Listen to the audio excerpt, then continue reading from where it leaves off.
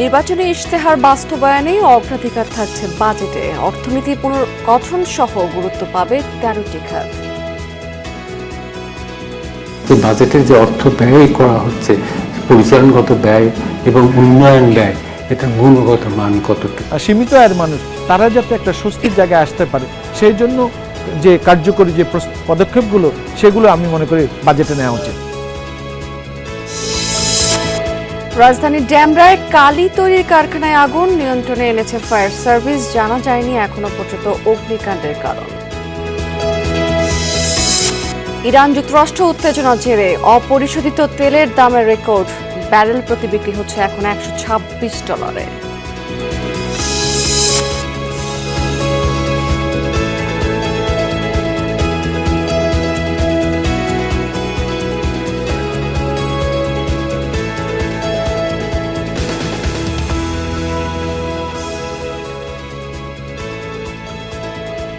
আমন্ত্রণ বিজনেস স্টোরিতে এতক্ষণ শিরোনাম দেখছিলেন, এবার চলে যাচ্ছে পুরো খবর এবং পুরো সময় জুড়ে আপনাদের সাথে থাকবো আমি রাবেয়া স্মৃতি।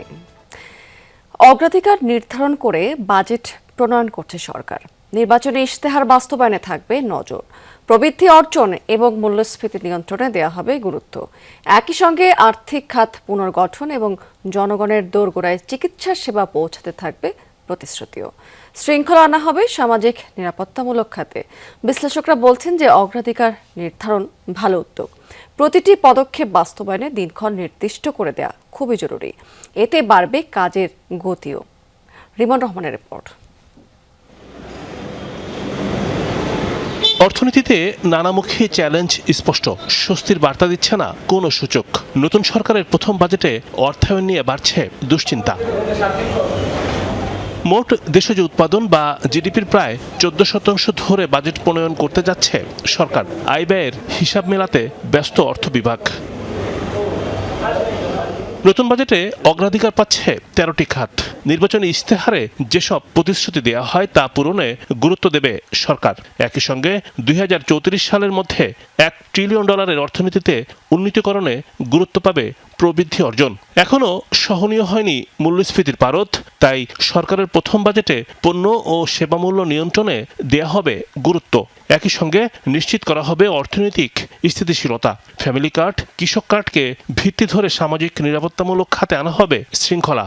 সোশ্যাল প্রোটেকশনে সরকার যেহেতু ফ্যামিলি কার্ড, কৃষক কার্ড এগুলো করছে, তাহলে 95টা যে প্রোগ্রাম আছে সেটাকে কিভাবে কনসলিডেট করে সরকারের বাড়তি খরচ না করেও যাতে অন্তত এর মধ্যে যাতে আমরা করতে পারি, এবং সামাজিক সুরক্ষার যে বাজেট সেখান থেকে পেনশন বা যেগুলো রিলেটেড না সেগুলোকে বাদ দিয়ে সত্যিকারের সামাজিক সুরক্ষার বাজেট, যারা নিম্ন আয়ের মানুষ, যারা সীমিত আয়ের মানুষ, তারা যাতে একটা স্বস্তির জায়গায় আসতে পারে, সেই জন্য যে কার্যকরী যে পদক্ষেপগুলো সেগুলো আমি মনে করি বাজেটে নেওয়া উচিত।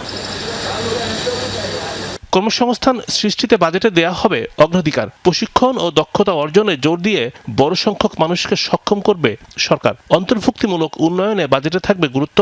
সেই লক্ষ্যে সঠিক প্রকল্প গ্রহণ করে তা বাস্তবায়নে থাকবে অগ্রাধিকার। জনগণের দোরগোড়ায় উন্নত চিকিৎসা নিশ্চিত করতে দেয়া হবে প্রতিশ্রুতি। আর্থিক খাত পুনর্গঠনের মাধ্যমে শৃঙ্খলা নিশ্চিত করতেও বাজেটে দেয়া হবে গুরুত্ব। খাদ্য নিরাপত্তা নিশ্চিত করতে কৃষি উৎপাদনে দেয়া হবে অগ্রাধিকার। এই যে রেভিনিউ এবং ডেভেলপমেন্ট বাজেট শুধুমাত্র কনস্ট্রাকশন করলে হবে না, হসপিটাল তৈরি করলে হবে না, তার জন্য যে জনবল, তার জন্য যে অবকাঠামোগত যে বিষয়গুলো আছে, তার জন্য যে অন্যান্য যে সমস্ত কারিগরি ইকুইপমেন্ট যে বিষয়গুলো আছে, সেইগুলো যাতে রেভিনিউ এবং ডেভেলপমেন্ট বাজেটের একটা সমন্বয় হয়।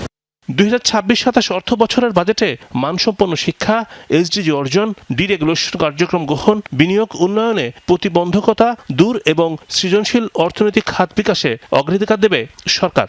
যে অর্থটা ব্যয় করা হচ্ছে, এটা কি সত্যিকার অর্থে আমরা আমাদের বর্তমান পরিস্থিতিতে এই ধরনের ব্যয় করার ক্ষেত্রে এটা কি অতি প্রয়োজনীয় কি না? যে বাজেটের যে অর্থ ব্যয় করা হচ্ছে, পরিচালনগত ব্যয় এবং উন্নয়ন ব্যয়, এটা গুণগত মান কতটুকু। অভ্যন্তরীণ আয় বৃদ্ধিতেও বাজেটে থাকবে বিশেষ নজর। অগ্রাধিকার নিশ্চিত করে পরিকল্পনা বাস্তবায়ন করা গেলে আসবে পরিবর্তন, সুফল পাবে দেশের প্রতিটি নাগরিক। তবে পদক্ষেপ নেওয়ার ক্ষেত্রে নিশ্চিত করতে হবে স্বচ্ছতা এবং জবাবদিহিতা। রিমন রহমান, যমুনা নিউজ, ঢাকা।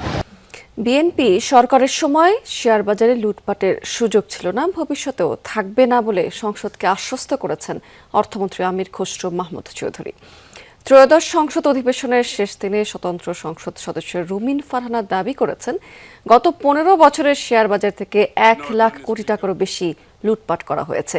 এই লুটপাটে জড়িতদের জবাবদিহিতার আওতায় আনার জোর দাবি জানিয়েছেন তিনি।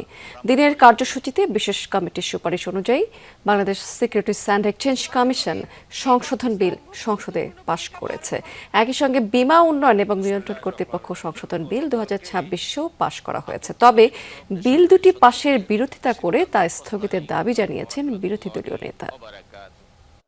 বিগত দশকের অধিক সময়ে এই সব ভালো অবস্থাকে ব্যবহার করে কিন্তু লুটপাট করেছে, একবার নয় একাধিকবার লুটপাট করেছে। আপনারা লক্ষ্য করবেন বিএনপি সরকারের সময় কোনো সময় শেয়ার বাজার লুটপাটের কোনো সুযোগ ছিল না। ইনশাআল্লাহ এবারও থাকবে না, নিশ্চিতভাবে বলতে পারি।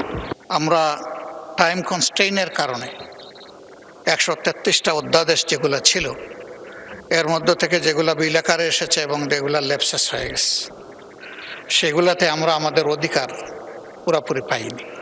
রাজধানীর ডেমরা এলাকার আমুলিয়া মডেল টাউনে কেমিক্যাল গোডাউনে লাগা আগুন নিয়ন্ত্রণে এসেছে। ফায়ার সার্ভিসের প্রায় 6টি ইউনিটের চেষ্টায় এই আগুন নিয়ন্ত্রণে আসে। বেলা 11:15টার দিকে টিনশেড কালি তৈরি কারখানায় আগুন লাগে। 11:55 প্রথমে ফায়ার সার্ভিসের 4টি ইউনিট ঘটনাস্থলে পৌঁছে আগুন নিয়ন্ত্রণের চেষ্টা করে, পরে আরও 2টি ইউনিট সেখানে যুক্ত হয়। প্রায় ঘণ্টাখানেক পরে এই আগুন নিয়ন্ত্রণে আনে ফায়ার সার্ভিস। ক্ষয়ক্ষতির পরিমাণ এবং আগুন লাগার কারণ সম্পর্কে এখনো পর্যন্ত কোনো তথ্য পাওয়া যায়নি।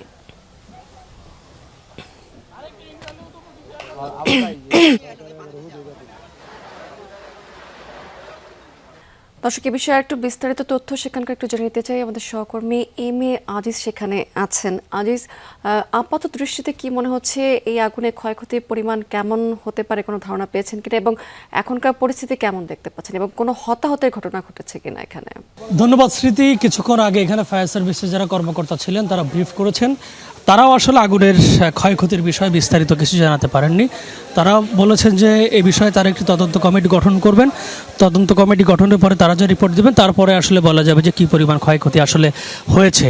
তবে তারা যে বিষয়গুলো আমাকে বা গণমাধ্যম কর্মীদের জানিয়েছেন সেটি খুবই আসলে উদ্বেগজনক, যে এরকম একটি আবাসিক এলাকায় যে ধরনের কেমিক্যাল গোডাউন গড়ে তোলা হয়েছে, এতে মানুষের ফুসফুস, লিভার বা মানুষের ভিতরকার যে অঙ্গ প্রত্যঙ্গগুলো আছে সেগুলো ক্ষতি হওয়ার খুব বেশি সম্ভাবনা রয়েছে।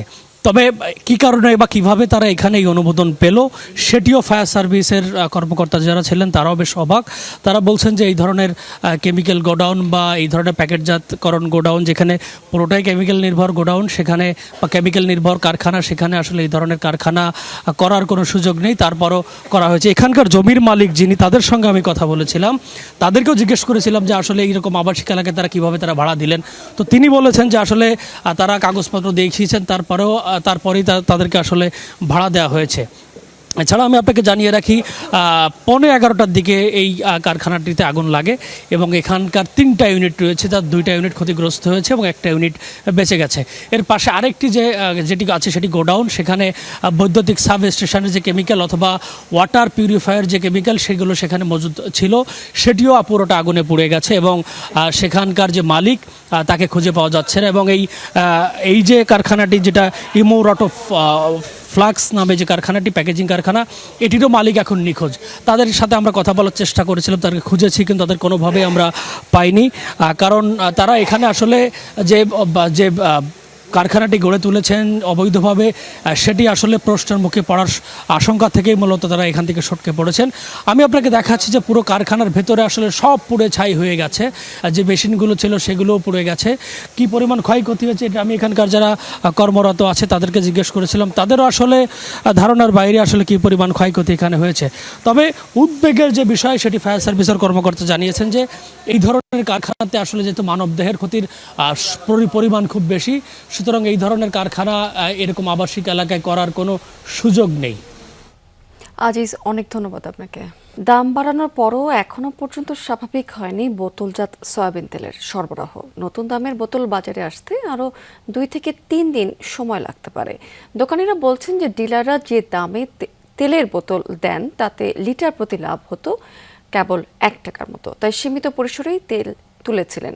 দাম সমন্বয়ের পর সরবরাহ স্বাভাবিক হবে। গতকাল সয়াবিন তেলের দাম লিটারে 4 টাকা বাড়ায় বাণিজ্য মন্ত্রণালয়। খোলা তেলের নতুন দাম 179 টাকা আর বোতলজাত সয়াবিন তেলের দাম নির্ধারিত হয়েছে 199 টাকা। ইরান যুদ্ধের ডামাডোলে যখন জ্বালানি তেল নিয়ে দেশ জুড়ে হাহাকার, ঠিক তখনই সরবরাহ সংকটের অজুহাতে বাজার থেকে উধাও হয়ে গেছে বোতলজাত সয়াবিন তেল। তেলের দাম আবার নতুন করে বাড়ছে, আবার কয়দিন ধরে আবার বাড়বো, কমবো না, আরো খালি বাড়বই। কোনো এসার আসে না। আর আমার কাছে ডিলার যারা আছে তাদের কাছে ফোন দিলে মাল থাকলে অনেক সময় দেই, মানে 10টা চাইলে 5টা দেয়। আর দাম বেশি, 1 লিটার তেলের দাম কিনা পড়ে 194 টাকা, 95 টাকা বিক্রি, 200 টাকা পুঁজি হারায় আমাদের লাভ হয় না। তো এখন পর্যন্ত আমাদের অফিস থেকে কোনো এরকম তথ্য দেয় না যে এটা রেট হবে আর এইটা এমআরপি হবে। ওইটা দিলে তারপরে আমরা যখন দিবে তারপরে আমরা কোম্পানিতে ডিউ করব, ডিউ করার পরে তারপর মাল আসবে, তারপর মাল সাপ্লাই হবে। মার্চ মাসে চালের দাম কমার ফলে সার্বিক মূল্যস্ফীতি কিছুটা কমলেও সামগ্রিকভাবে অর্থনৈতিক চাপ এখনো রয়েছে। পরিকল্পনা কমিশনের মাসিক প্রতিবেদনে এসব তথ্য তুলে ধরা হয়েছে। এই প্রতিবেদনে বলা হয়েছে যে অভ্যন্তরীণ খরচ বৃদ্ধি, রাজস্ব ঘাটতি এবং বৈশ্বিক অনিশ্চয়তার কারণে পরিস্থিতি সহজ নয় এই মুহূর্তে। তাই অর্থনীতি সামলাতে সতর্কতামূলক পদক্ষেপ প্রয়োজন। মার্চের সাধারণ মূল্যস্ফীতি কিছুটা কমে 8.7% নেমে এসেছে, যা ফেব্রুয়ারিতে ছিল 9.1%। তবে চালের দাম কমলেও মাছ, মাংস আর সবজির দাম কিন্তু বেশ চড়া। জ্বালানি খরচ বাড়ার প্রভাবও পড়েছে এই বাজারে। খাদ্য বহির্ভূত খাতে মূল্যস্ফীতি 9% উপরে রয়েছে। বাসা ভাড়া, পরিবহন, বিদ্যুৎ এবং বিভিন্ন সেবার খরচ ঊর্ধ্বমুখী। ঠিক সেই তুলনায় বাড়েনি মজুরি। প্রতিবেদন বলছে ব্যাংকিং খাতে আমানত আর ঋণ দুটোই বেড়েছে, তবে সরকারের ঋণ নেওয়ার প্রবণতা বাজেটে চাপ তৈরি করছে। ঘাটতি দেখা যাচ্ছে রাজস্ব আদায়, কমেছে উন্নয়ন ব্যয়ের গতিও। প্রকল্প বাস্তবায়নে এখনো নানা জটিলতা রয়েছে। এবার জানিয়ে দেব দর্শক আপনাদেরকে আজকের পুঁজিবাজার লেনদেনের লাস্ট আপডেট। আজকে আমরা সকাল থেকে কি দেখতে পাচ্ছি? নিম্নমুখী প্রবণতা বিরাজ করেছে পুঁজিবাজারে। আজকে দিনের শেষে এসে ঢাকার শেয়ারবাজার ইন্ডেক্সগুলো থেকে যেটি আমরা দেখতে পাচ্ছি যে প্রধান সূচক ডিএসসি ব্রড ইন্ডেক্স সেটি কিন্তু 30 পয়েন্টেরও বেশি কমেছে এবং এই সূচকটি 5286 পয়েন্টে রয়েছে। আজকে অন্য দুটি সূচকেরও পতন হয়েছে। ডিএসসি সূচক সেটিও দেখতে পাচ্ছি সকাল থেকে পতন হয়েছে এবং এই সূচকটি আজকে দিনের শেষে এসে প্রায় 2 পয়েন্টের মতো কমেছে এবং 1052 পয়েন্ট অবস্থান করছে। অন্য আরও একটি সূচক ডিএস30 সূচক সেটিও 2017 পয়েন্টে রয়েছে, 3 পয়েন্টের মতো কমে।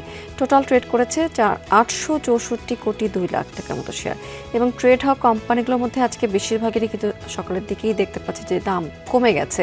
220টি কোম্পানির শেয়ারের দাম টোটাল কমেছে। ঢাকার শেয়ার বাজারে 113টি প্রতিষ্ঠানের শেয়ারের দাম বেড়েছে এবং 56টি কোম্পানির শেয়ারের দাম অপরিবর্তিত রয়েছে। টপ 20তে আজকে কি দেখতে পাচ্ছি? সিটি ব্যাংক প্রথম অবস্থানে রয়েছে এবং 45 কোটি 80 লাখ টাকার মতো শেয়ার কিন্তু টোটাল ট্রেড করে ফেলেছে এই কোম্পানিটি। 38 কোটি 57 লাখ টাকা কিছু বেশি লেনদেনে এনসিসি ব্যাংক এটি দ্বিতীয় অবস্থানে আছে। যমুনা ব্যাংক তৃতীয় অবস্থানে আছে, প্রায় 37 কোটি 28 লাখ টাকার মতো শেয়ার টোটাল ট্রেড করে। চট্টগ্রাম শেয়ার বাজার ইন্ডেক্স যদি দেখি তাহলে দেখবো সেখানেও কিন্তু পতন রয়েছে। সার্বিক সূচক যেটি সিএসপি সেটি আজকে টোটাল 93 পয়েন্টের মতো কমেছে এবং 14,805 পয়েন্টে এই সূচকটি অবস্থান করছে। আজকে সিএসসি টোটাল ট্রেড করেছে 48 কোটি 33 লাখ টাকার মতো শেয়ার এবং আজকে সকাল থেকে সিএসসিতে কিন্তু 199টি প্রতিষ্ঠানের ট্রেড হয়েছে। এর মধ্যে 114টি দাম কমেছে, 65টি প্রতিষ্ঠানের শেয়ারের দাম বেড়েছে এবং 20টি কোম্পানির শেয়ারের দাম অপরিবর্তিত রয়েছে। দর্শক, এই ছিল আমার হাতে পুঁজিবাজারের লাস্ট আপডেট। আমরা আন্তর্জাতিক প্রসঙ্গে চলে যাচ্ছি। ইরান যুক্তরাষ্ট্র উত্তেজনার জেরে 4 বছরের মধ্যে সর্বোচ্চ পর্যায়ে পৌঁছেছে অপরিশোধিত তেলের দাম। বৃহস্পতিবার ব্যারেল প্রতি সর্বোচ্চ $126 ছুঁয়েছে ব্রেন্ট ক্রুড অয়েলের দাম। ইরানের নৌ অবরোধ কয়েক মাস স্থায়ী হতে পারে। মার্কিন প্রেসিডেন্টের এমন হুঁশিয়ারির পর এক লাফে মূল্য 8.5% বেড়েছে। এরপর থেকে মূলত ঊর্ধ্বমুখী তেলের দাম, মূল্য বৃদ্ধি হয়েছে যুক্তরাষ্ট্রভিত্তিক অপরিশোধিত তেলেরও। ইরান যুদ্ধের জেরে মার্চের শুরু থেকে কার্যত বন্ধ বিশ্বের অন্যতম ব্যস্ত বাণিজ্য পথ হরমুজ প্রণালী। বিশ্বের মোট জ্বালানি তেলের বড় একটি অংশ পরিবাহিত হয় এই পথে। চলমান যুদ্ধবিরতি সত্ত্বেও কিছু ব্যতিক্রম ছাড়া নৌ রুটটি দিয়ে কোনো বাণিজ্যিক জাহাজ চলাচলের অনুমতি দেয়নি তেহরান। এমন পরিস্থিতিতে আবারও হুঁশিয়ারি দিলেন মার্কিন প্রেসিডেন্ট ডোনাল্ড ট্রাম্প। ইরান ঘিরে চলমান নৌ অবরোধ কয়েক মাস পর্যন্ত স্থায়ী হতে পারে বলে জানান তিনি। মোটামুটি এরপর থেকেই আবারও অস্থিতিশীল হয়ে ওঠে বৈশ্বিক জ্বালানি বাজার। 24 ঘন্টার ব্যবধানে 8% বেড়ে বৃহস্পতিবার ব্যারেল প্রতি ব্রেন্ট ক্রুড অয়েলের দাম পৌঁছায় $126 পর্যন্ত, যা 4 বছরের মধ্যে সর্বোচ্চ। অথচ একদিন আগেও অপরিশোধিত তেলের মূল্য ছিল $120 আশপাশে। এদিকে ওয়াশিংটন ভিত্তিক WTI এর মূল্যও বেড়েছে প্রায় 2.5%, দাঁড়িয়েছে $109 মতো। তেলের বাজারে এমন অস্বাভাবিকতা বজায় থাকলে সবচেয়ে বড় ভুক্তভোগী হবে এশিয়া, কেননা মধ্যপ্রাচ্যের জ্বালানির সবচেয়ে বড় ভোক্তা অঞ্চলটি। শুধু চীন আর ভারতই মধ্যপ্রাচ্য থেকে সিংহভাগ অপরিশোধিত তেল আমদানি করে। গেল বছর হরমুজ প্রণালী দিয়ে দৈনিক প্রায় 15 মিলিয়ন ব্যারেল তেল আমদানি করেছে এশিয়ার দেশগুলো। 2022 সালে রাশিয়া ইউক্রেন যুদ্ধ শুরুর পর ব্যারেল প্রতি অপরিশোধিত তেলের মূল্য বেড়ে দাঁড়িয়েছিল $139। অনিক রহমান, যমুনা নিউজ। দর্শক, এই ছিল বিজনেস টুডে আজকের আয়োজনে। এতক্ষণ সঙ্গে থাকার জন্য ধন্যবাদ আপনাদের সবাইকে।